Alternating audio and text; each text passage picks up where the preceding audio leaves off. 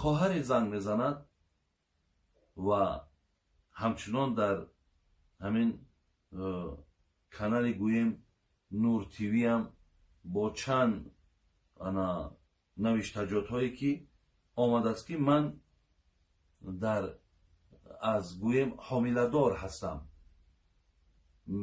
بگذار مثال 4 ماه یا 5 ماه گفتگی، اینجا هم حتی اونش هم در چیده است، من حامله‌دار هستم. ولی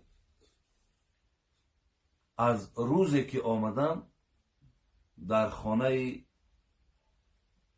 همین خوشتامن و خسول من روز ندارم بابای داملا.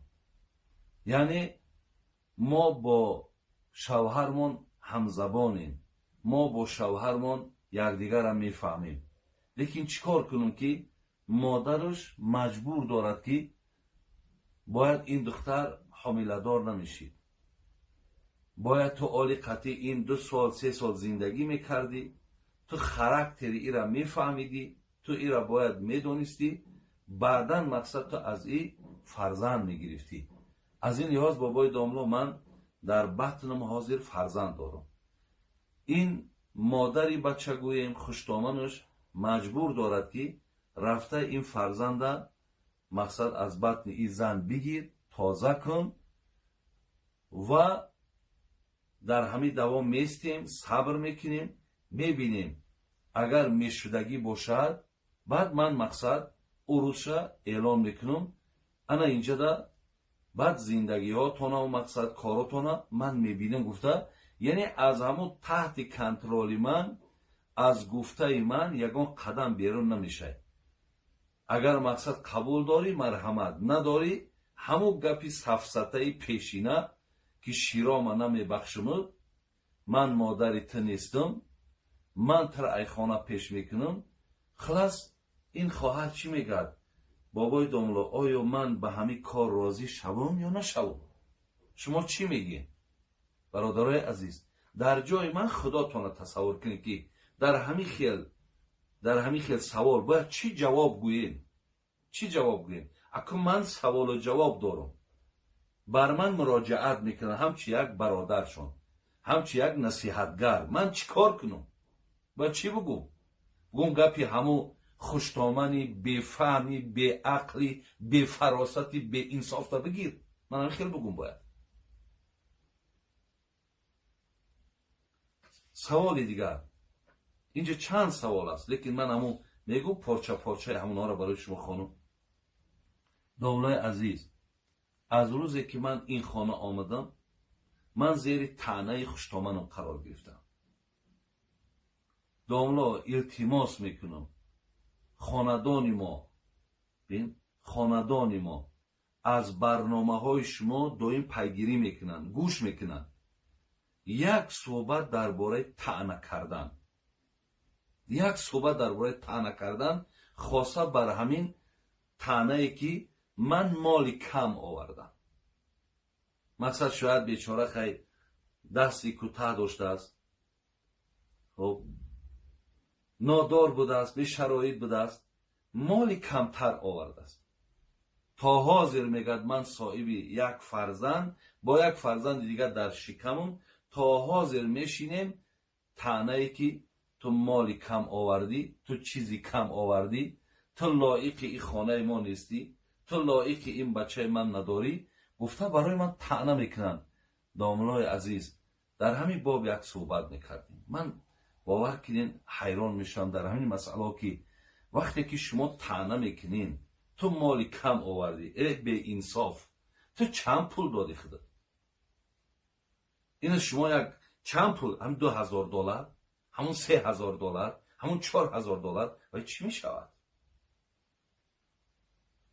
یک دختر تا 18 و 19 تربیه کردن این کاری آسانه؟ این چند $1000 میشدیش؟ آخی آمدی در خانه گفتی همین تاجیکای ما ختم ماری سیاه کردی، 100 نمود زاره و تولا کردی، هزارها با روت سیاه و سفید کردی، دروغ هم گفتی بچه من ایتری است، من خودم ایتریم، خط 1000 نیم نشان دادی. بردی همین دختره، نخوا همین کم آوردن همین سبب همین قدیل سیاهی باشد. و شما حیران میشم $2000 میتی، $3000 میتی، یک ماشین بار میاره در خانه میسپاره، دخترش میاره میسپاره، با مورد تنه آخی زیبی تنه تو داری، زیبی تنه تو داری، زیرا که با $2-3 تو آمده در خاندان دختردار با جبر کردگی، $10,000 $20,000 بار بردگی، با دخترش بردگی، با تنش میکنی. اما یک توجیکای ما یک مقال دارن، زبانی میگه دزدغر درازه، نه که با زبانی تو درازه. تا جای خجالت حس کنی که آقا من چی دادم که من از این قدر بار به تو الان که تو عقل و فراست داشته باشی، هیچگاه به بار و به مال او باید نظر نکنی، به اخلاق او نگاه کن، به رفتار او نگاه کن.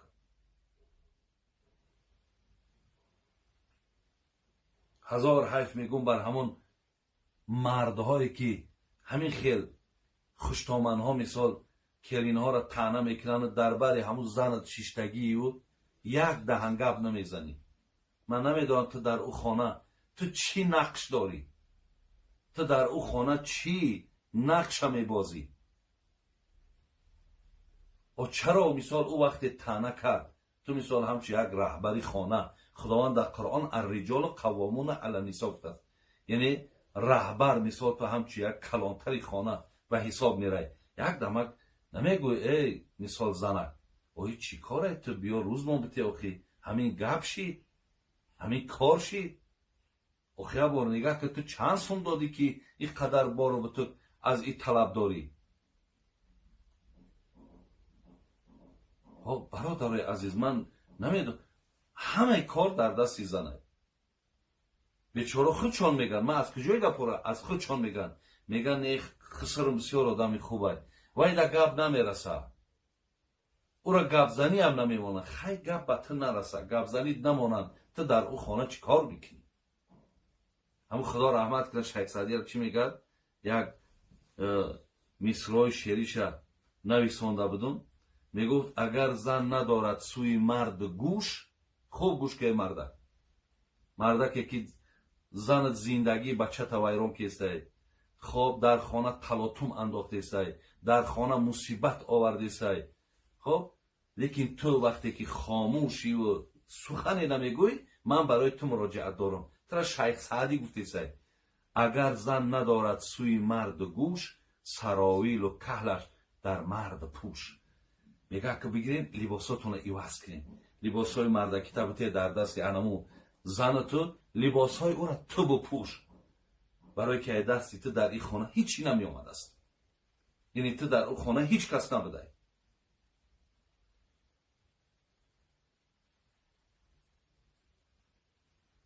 بسیار بخشش میپرسم، کم کم عصبانی میشم، کم کم در احساسات داده میشم، اگر چندی من آدم احساساتی نیستم، ولی من یک